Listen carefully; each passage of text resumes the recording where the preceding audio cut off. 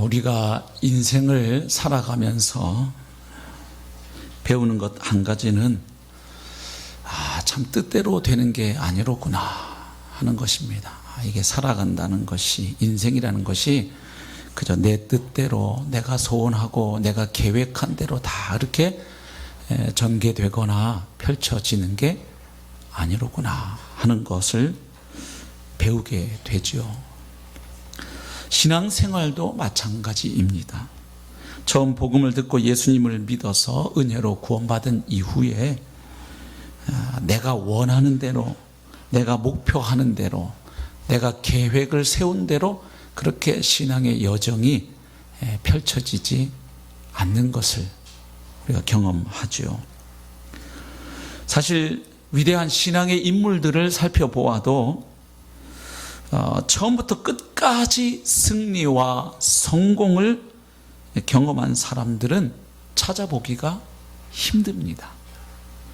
거의 대부분 실패와 좌절을 딛고 일어나서 그 후에 더 멋진 삶과 사역으로 그들을 부르신, 그들을 구원하신 주님을 영화롭게 하는 삶을 살았던 것을 보게 됩니다. 어쩌면 오히려 그런 실패와 좌절을 통해서 위대한 신앙의 인물들로 혹은 하나님 나라의 일꾼들로 세워지고 쓰임받았다고 볼 수도 있을 것입니다. 그런 실패와 좌절을 통해서 그들이 무엇을 배웠겠습니까? 나라는 사람에게는, 인간에게는 정말로 기대할 것이 아무것도 없구나.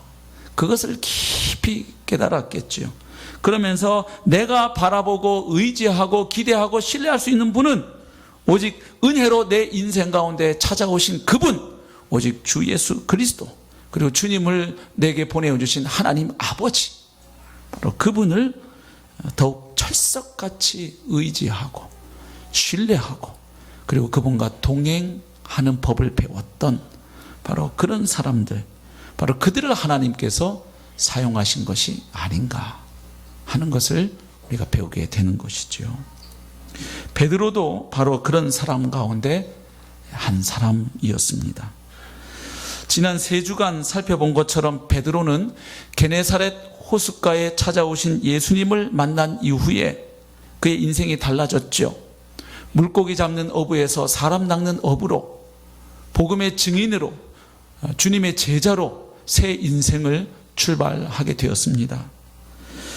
그 이후 주님의 제자가 된 이후 그의 삶에 많은 일들이 있었지요. 주님을 따라다니면서 주님의 입에서 나오는 그 귀한 말씀들, 천국 복음의 말씀들을 듣고 배우게 됩니다. 그리고 주님을 통해서 행하여지는 놀라운 하늘의 이적들을 그가 직접 목도하게 됩니다. 가나 혼인잔치에서 물이 포도주로 바뀌는 이적을 그가 보았지요. 그 거친 바람과 파도가 주님의 말씀 한마디에 잔잔해지는 것을 보았죠. 떡 5개와 물고기 2마리로 남자만 5,000명 이상을 먹이시는 놀라운 하늘의 기적을 그가 목도했지요. 귀신이 쫓겨나가는 것을 보았지요. 죽은 사람이 살아나는 것을 보았지요. 또 그분이, 주님이 바다 위로 걸어오시는 것을 보았을 뿐만 아니라 짧은 시간이지만 자기 자신도 주님의 명령에 의지하여 잠시 그 바다 위를 걸었던 경험도 그가 가지고 있죠. 물론 잠시 그는 물에 빠졌지만, 또 주님의 보내심을 따라 전도훈련 나가서 자신들이 주님으로부터 받은 복음을 전했을 때 역시 자기들을 통해서도 하나님의 나라가 임하는 것을, 귀신들이 쫓겨나가고 병자들이 치유되고 복음을 통하여 사람들이 하나님의 자녀로 회복되는 놀라운 일들을 경험했지요. 그런 과정 가운데 베드로 인생에 어떤 중요한 일이 있었습니까? 바로 가이사라 빌립보에서 주님이 물으신 질문, 사람들이 나를 누구라고 아느냐? 그 질문에 이어서 주님의 2번째 질문, 그러면 너희는 나를 누구라고 하느냐? 바로 그 질문 앞에 베드로는 제자들을 대표해서 아주 멋지게 대답했죠. 주는 그리스도시요 살아계신 하나님의 아들이십니다. 이 놀라운 신앙 고백을 통해서 베드로는 주님으로부터 바위라는, 반석이라는 칭호를 듣게 되고, 앞으로 주님의 교회가 세워지는 데에 중요한 역할을 감당하게 될 것이라는 아주 놀라운 말씀을 듣게 되었죠. 그러나 그 이후 바로 베드로는 또 넘어졌죠. 어떻게 되었습니까? 베드로의 신앙 고백을 들으신 예수님께서 바로 인자는 이제 성경에 기록된 대로 고난과 죽음과 부활을 겪게 된다. 아니, 반드시 그 일이 나에게 있어야 한다. 그렇게 예고하셨죠. 그러자 베드로는 주님께 절대로 그런 일은 주님께 일어나서는 안 됩니다. 아니, 일어나도록 우리가 가만히 있지 않겠습니다. 그런 일이 메시아이신 주님께 일어날 수 없습니다. 이렇게 주님께 항변했다가 졸지에 심한 소리를 듣죠. 마귀야, 내 뒤로 물러가라. 네가 사람의 일을 생각하고 하나님의 일을 생각하지 아니하는도다. 그것을 통해서 단지 예수님을 그리스도라고 하나님의 아들로 고백하는 것 못지않게 중요한 것은 그분을 어떤 메시아로 믿고 고백하느냐 하는 것이 중요하다는 것도 배우게 되었죠. 그리고 그 이후에도 베드로의 삶은 계속 이어졌죠. 제자로서의 삶 말입니다. 드디어 예루살렘에 입성하신 예수님께서 이제 십자가에 달려 죽으시기 전에 제자들과 함께 한 최후의 만찬에서 주님이 끔찍한 이야기를 하셨지요. 거기 자리에서 주님의 죽음에 대해서, 그 의미에 대해서, 그리고 그 이후에 있게 될 부활에 대해서도 얘기하셨지만 충격적인 이야기 하나를 더 하셨습니다. 제자들을 향하여 주님이 이렇게 말씀하셨죠. 이제 잠시 후면 너희가 다 나를 버리고 떠나가리라. 제자들의 배신을 주님이 예고하십니다. 그때 베드로가 나섰습니다. 어떻게 나섰나요? 주님, 다른 사람들은 다 그러할지라도, 다른 사람들은 다 주님을 버리고 배신하여 떠나갈지라도 저만큼은 그렇게 하지 않겠습니다. 그러자 주님이 다시 또 말씀하십니다. 베드로야, 네가 오늘 밤 달기 2번 울기 전에 나를 3번 부인하리라. 그때 베드로가 또다시 대답합니다. 큰 목소리로 힘있게 이렇게 말합니다. 제가 주와 함께 죽을지언정 주를 부인하지는 않겠습니다. 예. 근데 어떻게 되었나요? 예, 요한복음 18장에 보면 기록되어 있죠. 베드로가 예수님 말씀하신 대로 예수님을 모른다고, 나는 그분의 제자가 아니라고 3번 부인했죠. 처절하게 무너졌습니다.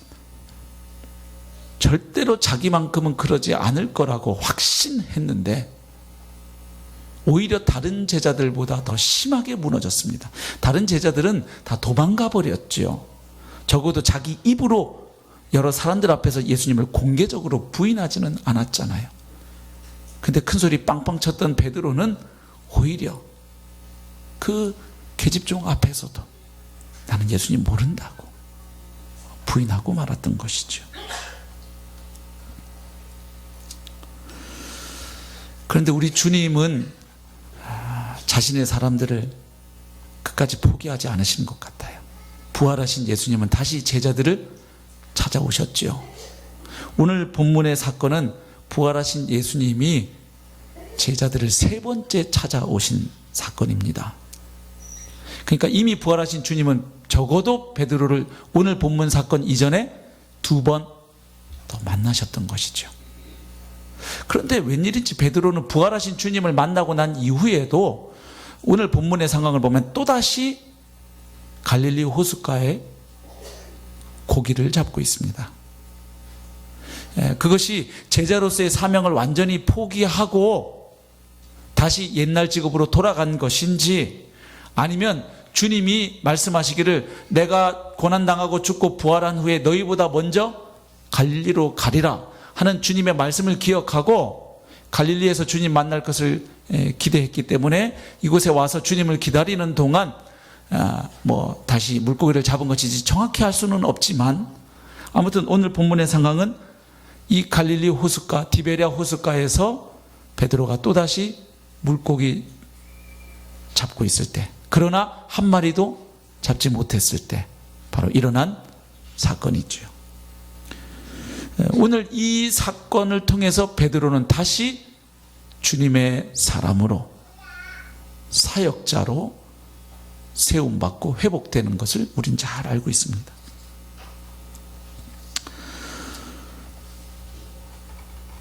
부활하신 주님을 만났지만 여전히 능력 있는 부활의 증인으로 아직 세움받지는 못한 베드로, 정확히 무슨 이유에서든 간에 또다시 물고기 잡으러 돌아가 버린 베드로,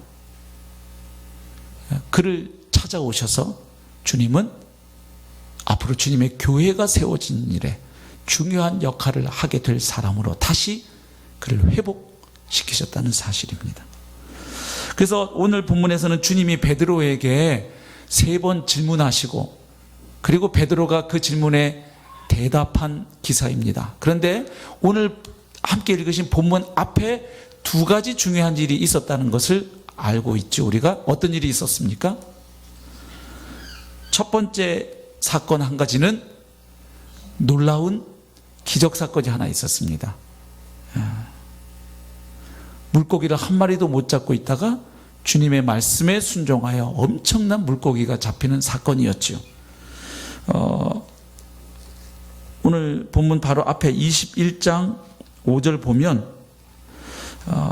밤새도록 역시 그날도 물고기를 한 마리도 못 잡고 있었는데, 그때 어둑어둑할 때 예수님이 오셔서 제자들에게 이렇게 물으십니다. 5절 보면 예수께서 이르시되 얘들아 너희에게 고기가 있느냐 대답하되 없나이다. 헬라어로 이 본문을 읽어보면 예수님이 부정의 대답을 기대하는 질문을 하신 것을 알 수 있어요. 매라는 부정어를 써서 물으십니다. 그러니까 느낌을 잘 살려 번역하면 얘들아 너희에게 고기가 있느냐, 있는지 없는지 몰라서 궁금해서 묻는 질문이라기보다는 얘들아 너희에게 고기 한 마리도 없지 하는 그런 느낌의 질문입니다. 역시 제자들이 대답하기를 예 없습니다 이렇게 대답을 하죠. 그랬더니 6절에 보면 예수님이 이렇게 말씀하셔요. 그물을 배 오른편에 던져라. 그러면 잡을 것이다. 그랬더니 제자들이 누군지는 모르지만 뭐 어차피 이래도 안 잡히고 저래도 안 잡히고 한번 해봐야 되지 않겠어요? 그래서 그 말을 듣고 주님 말씀대로 던졌더니 물고기가 많아서 그물을 들 수 없을 만큼 됩니다. 그때 이 눈치 빠른 요한이 주님이시다 이렇게 얘기를 하죠. 어떻게 아직 어두워서 누군지는 잘 몰라본 상황인데 어떻게 요한은 지금 찾아오신 이분이 예수님인 걸 어떻게 알았을까요? 틀림없이 3년 전 그날 사건이 데자뷰처럼 떠올랐겠죠. 여러분 우리 3주 전에 살펴본 말씀 기억하시죠? 누가복음 5장 1절에서 11절 기록되어 있는 그 본문, 그 사건 말입니다.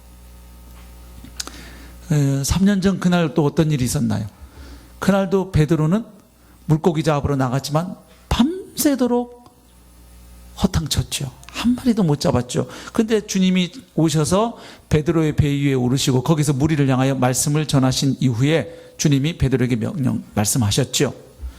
그물을 깊은 곳에 내려라. 그랬더니 베드로가 어떻게 했습니까? 밤새도록 수고해도 잡은 것이 없지만은 말씀에 의지하여 내가 그물을 내리리이다 하고 그대로 했을 때 그물이 찢어질 만큼 엄청난 물고기가 잡혔죠. 그래서 두려워 떨고 있는 베드로, 그가 주님께 이렇게 말했죠. 주여 나를 떠나소서 나는 죄인이로소이다. 그러나 그때 주님 다시 말씀하시기를 두려워하지 말아라. 이제 후로는 네가 사람 낚는 어부가 될 것이다. 바로 그날 그 사건을 통해서 베드로는 주님의 제자로 새 출발을 했던 것입니다. 근데 그날하고 너무나 유사한 사건이죠. 우선 장소가 똑같지 않습니까? 21장 1절 보면 오늘 본문의 사건이 일어난 곳이 디베랴 호숫가라고 기록되어 있는데 누가복음 5장 1절에 기록된 게네사렛 호숫가와 같은 곳이죠. 게네사렛 호숫가, 갈릴리 바다, 디베랴 호숫가, 디베랴 바다 다 같은 곳입니다. 디베랴 호수는 이 로마식 이름인 것이죠. 그리고 상황도 똑같죠. 밤새도록 그물을 던졌지만 물고기 한 마리도 잡히지 않는 상황 가운데 일어난 일입니다. 제가 개인적으로 생각하고 믿기로는 베드로의 어부 인생 가운데 물고기를 한 마리도 못 잡았던 날은 이틀 있었을 거라고 저는 생각해요. 아니 뭐 다른 날보다 안 잡히는 날은 있겠지만 어떻게 한 마리도 안 잡힐 수가 있나요? 여러분 과거에 공부해 보셔서 아시겠지만 100점 맞기보다 어려운 것이 빵점 맞는 일입니다. 저는 제가 고등학교 때 수학을 잘 못했기 때문에 이것을 잘 압니다. 예. 어제 제가 아이들하고 할아버지 때부터 우리 집에 어떻게 복음이 들어와서 너희들에게까지 이렇게 전해졌는지 쭉 얘기하는 과정 중에 제가 고등학교 때 수학 10점 맞은 이야기를 자랑스럽게 해주었습니다. 아이들에게 희망을 주기 위해서 수학 10점 맞고도 이렇게 행복하게 잘 살고 있다는 것을 예수만 잘 믿으면 네. 처음부터 다 찍었거든요. 예. 이렇게 연필을 굴려서 찍었는지 어떻게 했는지 제가 그건 기억이 안 나지만 2개가 맞아갖고 10점이 나왔어요. 예, 그때 제가 알았어요. 빵점 맞긴 정말 어렵다. 예, 100점은요 정말 공부 열심히 하는 아이들은 맞는데요, 이 빵점 맞긴 정말 어렵습니다. 어떻게 용케 걸려? 아니면 잘 모르면 1, 2, 3, 4 혹은 요즘 1, 2, 3, 4, 5 중에 하나만 골라서 쫙 기둥 세워 보십시오. 대략 한 20% 정도는 맞게 되어 있습니다. 그러니까 베드로 인생 가운데 물고기가 한 마리도 잡히지 않는 날은 이건 정말 기적 같은 날이에요. 그래서 제가 생각하기에 이틀 있었을 것이다 이렇게 생각합니다. 상황이 똑같았고요. 그리고 그때 찾아오셔서 주님의 말씀이 또 비슷해요. 누가복음 5장 4절에서는 예수님 이렇게 말씀하셨어요. 깊은 데로 가서 그물을 내려 고기를 잡으라 이렇게 말씀하셨어요. 오늘 본문에서는 21장 오늘 본문 사건 앞에 6절 보면 그물을 배 오른편에 던지라. 조금 다른데 비슷하죠. 그 다음에 또 하나 비슷한 것은 주님의 말씀을 듣고 그렇게 했다는 겁니다. 그랬더니 어떤 일이 일어났느냐? 엄청난 수확이 있었다는 것이죠. 예.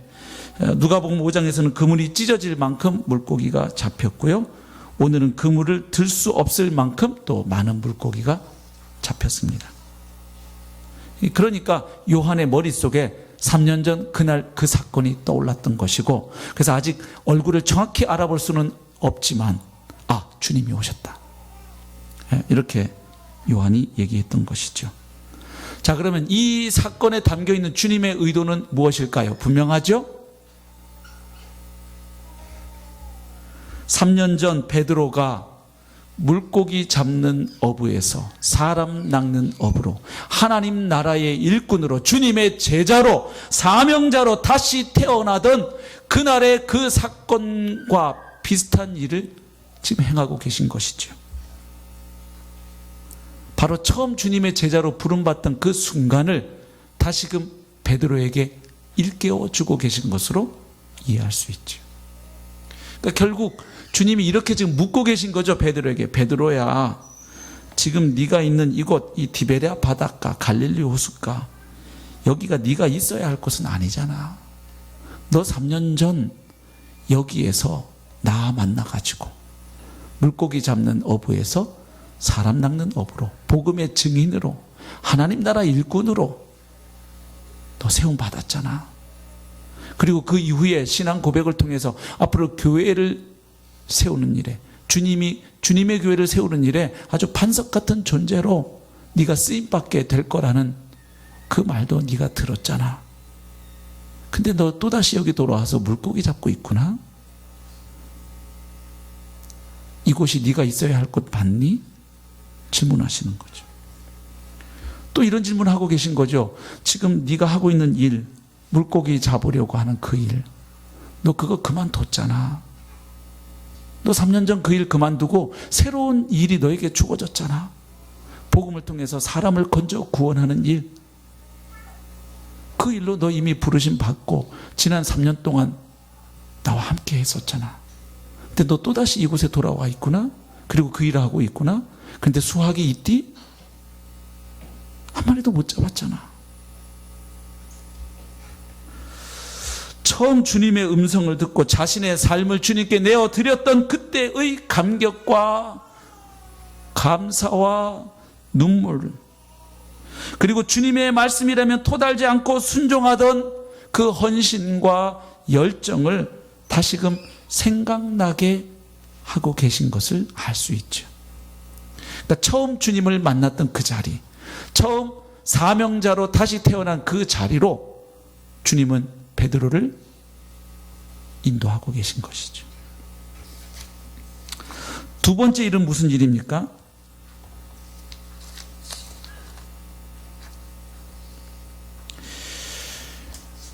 첫 번째 일은 베드로가 처음 주님 만나 소명을 받던 자리로 베드로를 데려가셨다면, 두 번째는 그렇게 출발한 베드로의 인생에서 가장 처절하게 무너져 내린 자리, 실패했던 그 자리, 좌절했던 그 자리, 넘어졌던 그 자리로 베드로를 이끌고 계신 것을 알 수 있죠. 자, 요한이 주님이시다 하는 말을 딱 하는 순간 베드로도 직감했죠. 3년 전 그날과 비슷한 상황에서 주님이 다시 나를 찾아오셨구나.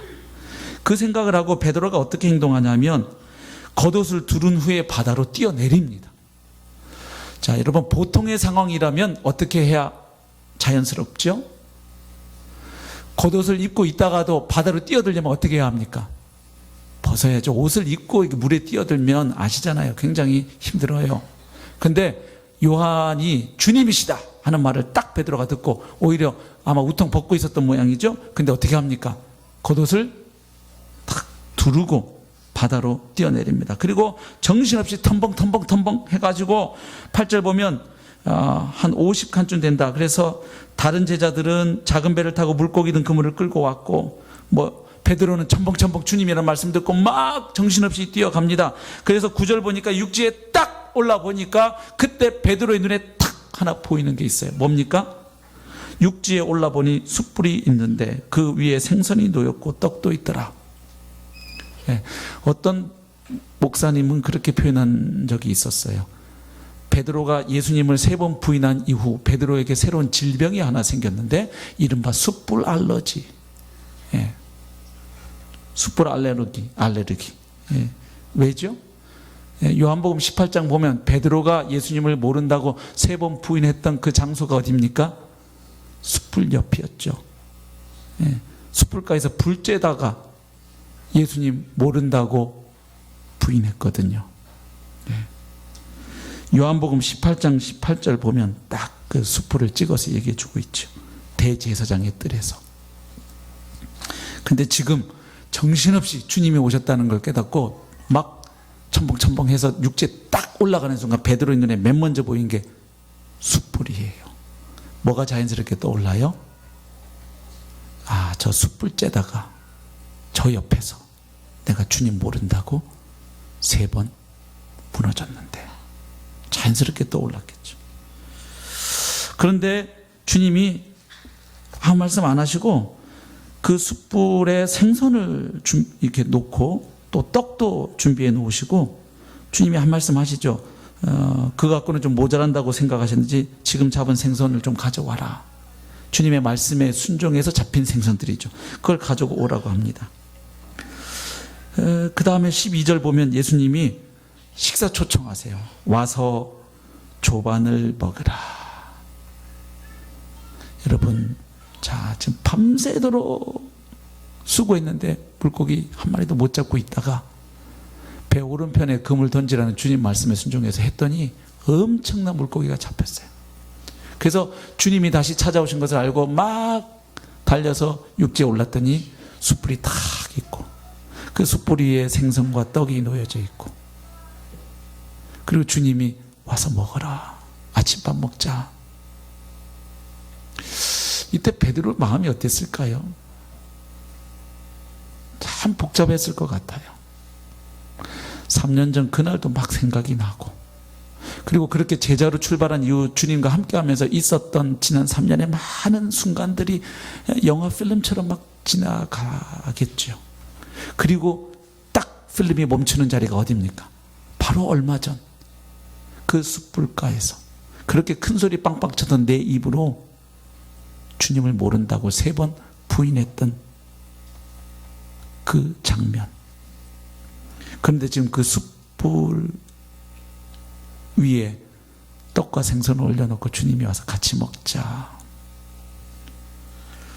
어떤 분위기에서 밥을 먹었을까요?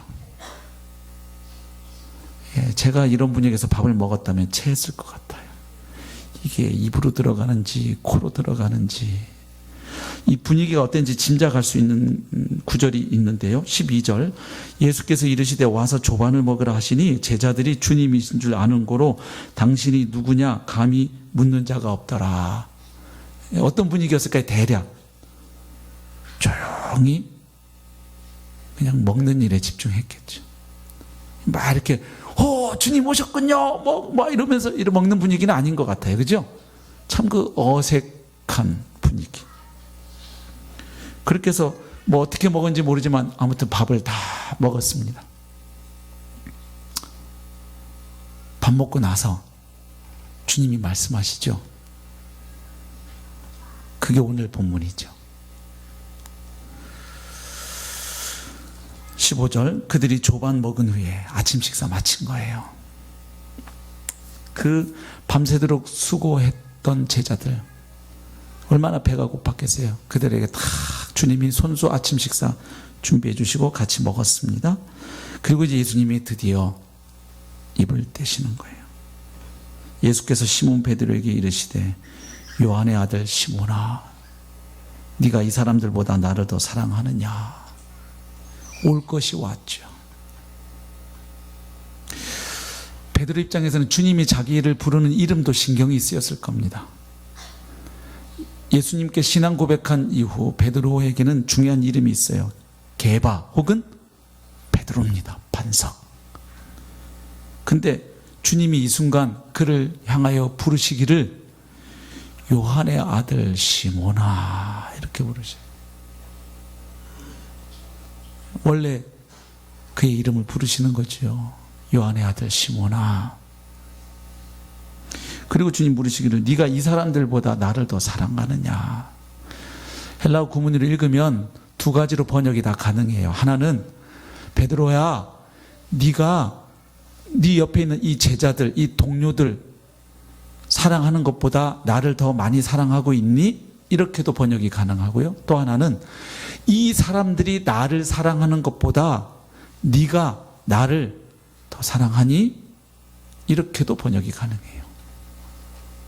만약 두 번째 의미라면 베드로 입장에서 굉장히 위축될 만한 질문이죠. 베드로가 뭐라고 말했었습니까?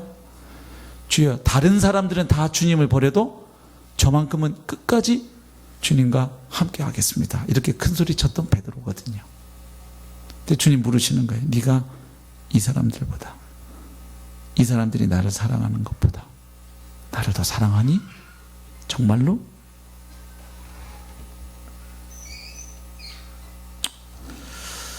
베드로가 대답합니다. 참 염치 없지만 그래도 베드로 입장에서 저 주님 사랑 안 해요. 왜 오셨어요? 당신과 나는 이미 끝난 사이거든요. 근데 왜 오셨어요? 이렇게 말할 수는 없어요. 베드로가 이렇게 대답해요. 주님 그러하나이다. 제가 주님 사랑하는 줄을 주님께서 아십니다. 자, 이 대답 안에 무슨 생각이 포함되어 있을까요? 베드로는 그동안에 주님과 함께한 과정을 통해서 주님은 사람의 속을 다 훤히 아시는 분, 그리고 하나님이 주신 신적 지혜로 말미암아 앞으로 있게 될 일도 미리 내다보시는 분임을 알았죠. 베드로가 이미 부인할 것도 주님은 내다보셨죠. 그걸 다 예고를 해주셨죠. 그래서 너 잘못하고 넘어지겠지만 그러나 돌이킨 후에 내 형제를 굳게 하라. 그 말씀도 그 일이 일어나기 전에 주셨죠. 애매하게도 아니고 찝어서 닭 2번 울기 전에 네가 3번 나를 부인하리라. 정확하게 찝어서 말씀하셨던 주님이죠.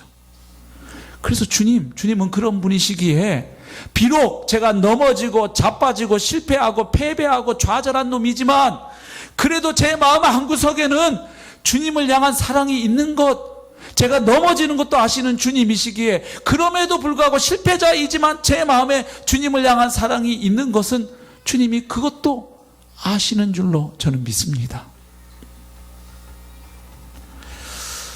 아마 베드로가 이런 마음으로 하지 않았을까 싶어요. 그 전날 밤새도록 그물을 던져봤지만 한 마리도 잡히지 않을 때 베드로 마음에 무슨 생각이 들었을까요? 이제 이것도 마음대로 안 되는구나. 이게 3년 안 했더니 이게 다 녹슬었네. 어부 베드로 인생 끝났네. 이게 내가 할 일이 아니로구만. 그러면서 무슨 생각을 했겠어요? 3년 전 주님 만나서 변화된 자신의 인생의 여정을 돌아보면서 비록 내가 넘어지고 실패는 했지만 한 가지 분명한 것은 이제는 내가 예수님 없이는 살아가기가 어렵구나. 그 전에는 몰랐는데 예수님 만난 이후 이제 예수님 없는 내 삶은 상상하기가 어렵구나. 어느덧 내 마음에도 그분을 향한 사랑의 싹이 더 있구나. 그래서 주님께 얘기하는 거예요. 주님 아시잖아요. 제가 이렇게 사랑한다고 해놓고도 또 넘어질 수 있는 놈인 것도 아실 거고, 그럼에도 불구하고 제 마음에 주님이 주신 그 사랑에 비하면 비할 바 아니지만 그래도 제 마음에 이제는 3년 동안 주님과 함께 하다 보니 주님을 향한 사랑이 요만큼 있는 것, 그것도 주님은 아시지 않겠습니까? 고백한 거죠. 그런 베드로에게 주님 하십니다. 내 어린 양을 먹이라. 그래 베드로야, 다시금 너 일어나야지. 너 여기서 이렇게 물고기 잡으면서 네 인생 끝낼래? 내 어린 양들 돌보아다오, 먹여다오. 16절 보니까 주님이 두 번째 또 물으십니다. 요한의 아들 시몬아, 네가 나를 사랑하느냐?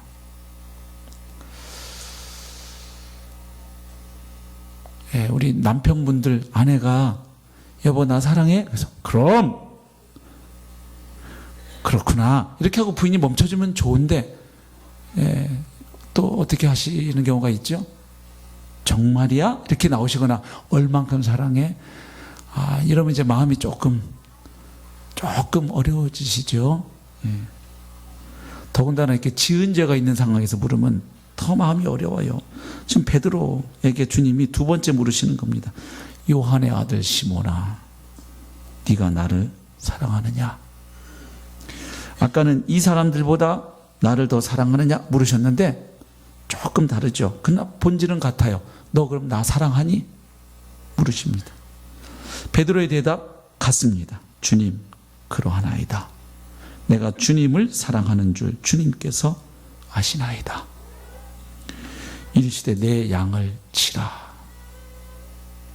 과거에 막 헬라어 본문과 영어 본문으로 확인 못하고 설교할 때 목사님들이 내 양을 치라를 잘못 해석해가지고 양을 쳐야 된다고, 막 후려쳐야 된다고 이렇게 설교하신 분들도 계셨어요. 여기 양을 치라는 건 그렇게 후려치라는 게 아니고 양을 치다, 무슨 말인지 아시죠? 양을 돌보고 하는 것을 말하죠. 17절 주님이 세 번째 물으십니다. 요한의 아들 시몬아, 내가 나를 사랑하느냐? 그랬더니 주님께서 세 번째 네가 나를 사랑하느냐 하심으로 베드로가 어떻게 하였다고 기록되어 있습니까? 근심하여 이르되. 왜 근심했을까요? 아니 날 못 믿는 거야? 같은 질문을 세 번이나 하시고, 이렇게 하면 근심했다기보다는 화가 나거나 짜증이 났겠죠. 베드로가 근심한 이유는 어디에 있을까요? 지금 잘 생각해 보십시오. 지금 베드로를 향해 예수님이 너가 나를 사랑하느냐라고 세 번째 물으시는 장소가 어디입니까? 베드로가 세 번 예수님을 모른다고 부인했던 숯불가입니다. 그러니까 베드로가 세 번 예수님 모른다고 부인했던, 무너졌던 그 장면에서 이제는 예수님이 세 번 너 나 사랑하느냐라고 묻고 계신 거예요. 이거 응징일까요? 이거 어떻게 봐야 돼요? 그랬더니 베드로가 이렇게 대답해요. 주님, 모든 것을 아시오매. 주님 다 아시잖아요. 제가 얼마나 연약한 인간인지, 얼마나 허풍기가 많은 인간인지, 얼마나 쉽게 넘어지고 자빠지는 인간인지 다 아시잖아요.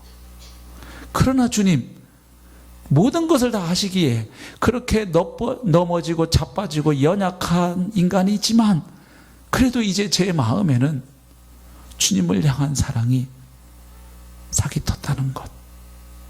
그러나 그 사랑이 얼마나 취약하고 연약한 사랑인지 또다시 넘어질 수도 있는, 주님 붙잡아 주시지 않으면 언제든지 넘어질 수 있을지 모르지만 그럼에도 주님으로부터 받은 은혜와 사랑이 있어서 이제는 그것이 울림이 되어 제 마음에도 주님을 향한 사랑이 싹이 텄다는 것. 주님 아시잖아요. 모든 것을 아시잖아요. 제가 앞으로 걸어갈 인생길도, 제가 지난날 살아왔던 인생길도 주님 다 아시잖아요. 주님 모든 것을 아시오매 내가 주님을 사랑하는 줄을 주님께서 아시나이다. 예수님 다시 말씀하시기를 내 양을 먹이라. 목양자의 사명으로 그를 부르십니다. 결국 베드로를 향해서 주님이 3번 베드로야, 요한의 아들 시몬아, 네가 나를 사랑하느냐? 3번 물으신 것은 베드로에게는 어떻게 들렸을까요? 베드로야, 나는 너를 아직도 사랑한다. 나는 너를 아직 포기할 수 없다. 난 너를 사랑해. 그런데 너도 나 사랑하니? 그 질문이었겠죠. 그러니까 질문하셨지만 사실 베드로의 마음에 귀에 들려오는 소리는 베드로야, 나는 너를 사랑해. 나는 너를 사랑해. 나는 너를 사랑해. 요한복음 13장 1절 보면 이런 말씀이 기록되어 있죠. 한번 읽어보실까요? 요한복음 13장 잘못 들은 것 같은데 1절 제가 읽겠습니다. 6월절 전에 예수께서 자기가 세상을 떠나 아버지께로 돌아가실 때가 이른 줄 아시고 세상에 있는 자기 사람들을 사랑하시되 끝까지 사랑하시니라. 아멘. 한번 부르신 베드로, 비록 넘어지고 실패했지만, 형편없이 무너져 내렸지만 그 베드로를 끝까지 사랑하시는 주님의 마음이 표현된 거죠. 베드로야, 나는 아직도 너를 사랑한다. 아니, 오히려 이전보다, 네가 넘어지기 전보다 나는 너를 더 사랑한다. 그래서 오늘 이렇게 내가 부활한 내가 3번째 너에게 또 찾아왔다. 그런데 너는 나를 사랑하느냐? 물으셨던 것이죠. 자, 이날 베드로가 배웠던 것은 뭐겠습니까? 많겠지만 적어도 이 2가지는 확실하게 배우고 깨달았다고 믿습니다. 하나는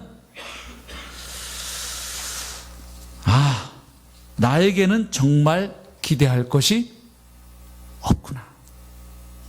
나는 신뢰할 만한 존재가 못 된다.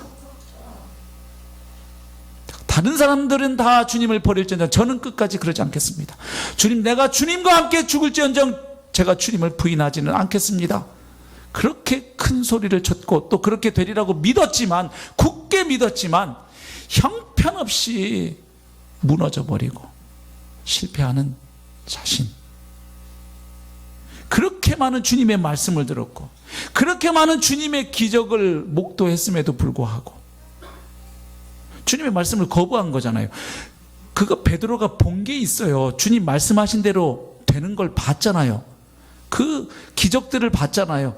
그러면 그런 주님이 너 닭 울기 전에 2번 울기 전에 3번 나를 부르네. 그러면 그동안 보아온 주님의 그 지혜와 권능을 베드로가 조금만 생각했다면 거기서 어떻게 반응해야 했겠어요? 주님, 제 생각에는 그런 일이 안 생길 것 같은데 그런 일이 정녕 생긴단 말입니까? 그러면 주님, 제가 어떻게 해야 대비할 수 있겠습니까? 그런 일이 일어나지 않도록 제가 어떻게 준비해야 되겠습니까? 아니면 주님, 설령 그런 일이 일어났으면 그 다음에 제가 어떻게 신속하게 다시 돌이키고 회복될 수 있겠습니까? 물어야 되겠죠. 주님의 그 말씀을 허투루 듣지 않았다면. 그런데도 베드로는 어떻게 했느냐? 웃기지 마세요. 그런 일은 절대로 일어나지 않는다고요 라고 강변했던 것이잖아요.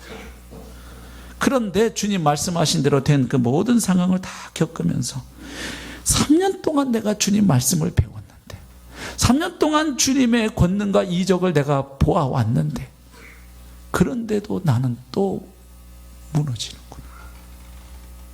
야, 나라고 하는 인간은 정말 대책이 없구나. 나에겐 기대할 것이 없다.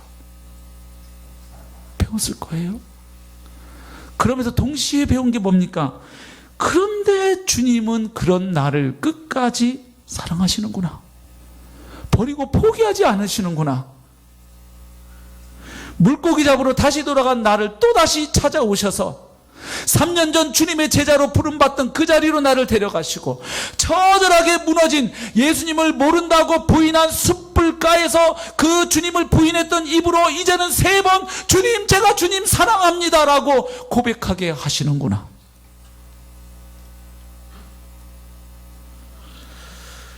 주님의 은혜와 사랑을 깨달았겠죠. 그래서 저는 반석신앙으로 나가는데 중요한 건 한 가지를 묵상하게 되었습니다. 아, 예수님이 메시아라고 그리스도라고 고백하는 것만으로는 안 되고 어떤 메시아인지를 깨닫는 것 중요하다고 말씀드렸죠. 그러나 그 못지않게 예수님에 대한 정확한 교리적이고 신학적인 깨달음과 고백, 정확한 인식 못지않게 또 중요한 것이 하나가 있다는 거예요. 그것은 예수님에 대한 정확한 이해와 깨달음 못지않게 중요한 것은 그분의 사랑을 깨닫고 그분의 사랑에 내가 매이는 거예요. 그냥 예수님이 어떤 분이라고 아는 것은 언제든지 나에게 불이익이 오고 주님을 따라가는 것 때문에 또다시 일이 꼬이면 우리는 언제든지 주님을 팔아먹을 수 있는 거예요. 그런데 그런 연약한 나를 끝까지 사랑하시는 주님의 몸서리 쳐지는 사랑에 내가 매여서 주님이 나를 사랑하신다는 것만 깨닫는 게 아니라 이제는 그 주님의 감당할 수 없는 사랑을 깨닫고 내 마음에도 주님의 사랑에 비하면 비할 수 없지만 이제는 나도 주님을 사랑하는구나. 주님 사랑 은혜 없이 나는 결코 살아갈 수도 없고 이 사명의 길을 완주할 수 없구나. 나를 끝까지 붙잡고 계시는 분은 바로 주님이시구나. 주님께 대한 믿음과 신뢰로 이 길을 내가 걸어갈 수 있겠구나. 그것을 깨달았겠죠. 실제로 이 이후의 베드로의 모습은 놀랍죠. 우리가 2월 달에 살펴보겠습니다마는 사도행전 2장 그 오순절 날 베드로가 담대하게 유대인들을 향하여 복음을 전하고 그 결과 회심한 3,000명의 사람들로 인하여 드디어 주님이 약속하셨던, 예고하셨던 교회, 바로 이 지상의 첫 번째 지역교회인 예루살렘 교회가 출발하게 되는 것을 우리는 알고 있습니다. 결국 반석신앙으로 나아가는데 또 한 가지 필요한 것은 형편없는 나를 끝까지 포기하지 않고 사랑하시는 주님의 사랑을 깊이 경험하고 그 주님을 향한 사랑이 싹이 터서 이제는 그 주님의 은혜와 자비와 사랑을 신뢰하고 그 주님께 나를 맡기는 것, 그것이 반석신앙으로 나가는 중요한 디딤돌인 줄로 믿습니다. 예. 그런 사람에게 주님이 사역을 맡기시죠. 내 양을 먹이라. 오늘 또 마침 목자와 교사로 임명되신 분들 기억하시면 좋겠습니다. 사역을 맡길 때 주님이 의도하신 것은, 물으신 것은 네가 성경을 얼마나 아느냐, 너 그동안 전도 실적이 어떻게 되느냐 묻지 않으셨어요. 딱 하나, 네가 나를 사랑하느냐. 오늘 특별히 임명받은 분들도 주님 앞에 반응하셨으면 좋겠어요. 사역을 끝까지 감당할 수 있는 힘은 주님의 사랑입니다. 나는 영혼들을 사랑합니다. 내가 이 사람들 끝까지, 이렇게 하는 분들은 사역 그만둘 가능성이 매우 높습니다. 왜냐하면 인간을 향한 우리의 사랑은 정말 허약하기 그지없어요. 내가 나를 사랑하지 못하는데요, 용납이 안 될 때가 있어요. 저는 그래요. 제가 저를 어떨 땐 용서 못하겠어요. 이렇게 자식들도 꼴 보기 싫고 미울 때가 있더라고요. 미안해요 아들 딸. 네. 네. 그러나 그건 가끔 있는 거예요. 네. 네. 얼마나 얼마나 우리가 허약한 인간이에요. 제가 어제 설날 맞아서 가정 예배하면서 아이들에게 할아버지 때부터 저 아이들에게까지 이 복음이 들어오게 된 3대에 걸친 우리 가정의 히스토리를 한 3시간 얘기했어요. 나중에 힘들어가지고 제가 야 브레이크 하자, 잠깐 쉬자. 아이들이 이제 어떻게 이 복음이 왔는지를 한 번은 아이들이 이제 더 커서 분가하기 전에 한 번은 얘기해야 되겠다. 쭉 얘기하다가 제가 대학 때 신앙 방황했던 얘기를 하고 그 다음에 또 뭐 어려운 일을 겪으면서 제가 또 이렇게 했던 얘기를 했더니 아들 녀석이 하는 말이 또 방황이에요? 이러더라고요. 예. 그리고 제가 결혼에 이르기까지 하나님 음성을 듣고 잘 가기도 했고 또 중간에 헤매기도 했던 걸 얘기를 했더니 딸이 하는 말이 아빠 나쁜 사람이네? 네. 아이들은 알았을 거예요. 저렇게 부족한 인간도 하나님이 은혜 베푸시고 붙잡으셔서 그래도 저렇게 목사짓을 하고 있구나. 네. 하나님의 은혜가 놀랍구나. 우리를 끝까지 성장시켜 가시고 사용하시는 분은 주님이시구나. 저도 애들 그 얘기를 끝내고 탈진해가지고 아이고 힘들어 하면서 저도 생각했어요. 지금도 여전히 공사 중이고 여전히 부족하지만 그래도 여기까지 올 수 있었던 건 또 만약 앞으로도 또 몇 걸음 더 나아갈 수 있다면 그것은 오로지 주님의 은혜다. 주님의 사랑이다. 포기하지 않는 그분의 사랑이다. 아멘입니다. 우리 베드로에게만 주님이 이런 사랑을 주시지 않습니다. 우리가 그리스도 안에 들어온 우리에게 주어진 하나님의 사랑을 말씀하고 있는 구절 읽고 마치겠습니다. 우리 로마서 8장을 여시겠습니다.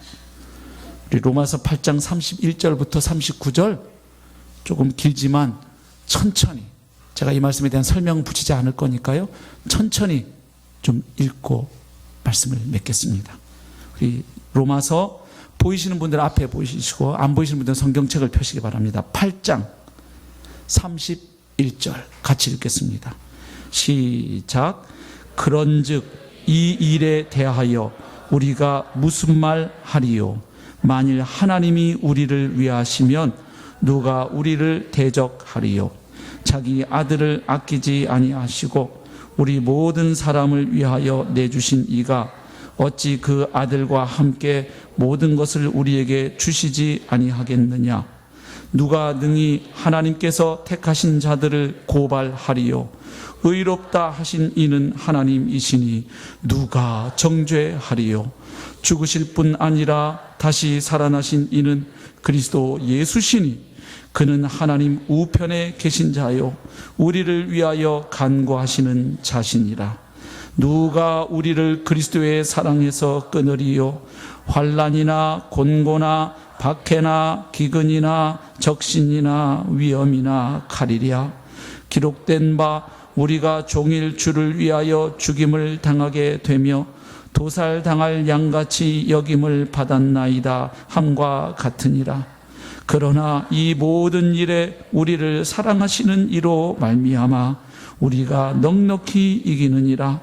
내가 확신하노니 사망이나 생명이나 천사들이나 권세자들이나 현재일이나 장래일이나 능력이나 높음이나 기쁨이나 다른 어떤 피조물이라도 우리를 우리 주 그리스도 예수 안에 있는 하나님의 사랑에서 끊을 수 없으리라. 아멘. 할렐루야. 주님을 찬양합니다. 우리 함께 찬양하겠습니다. 오직 주의 사랑이며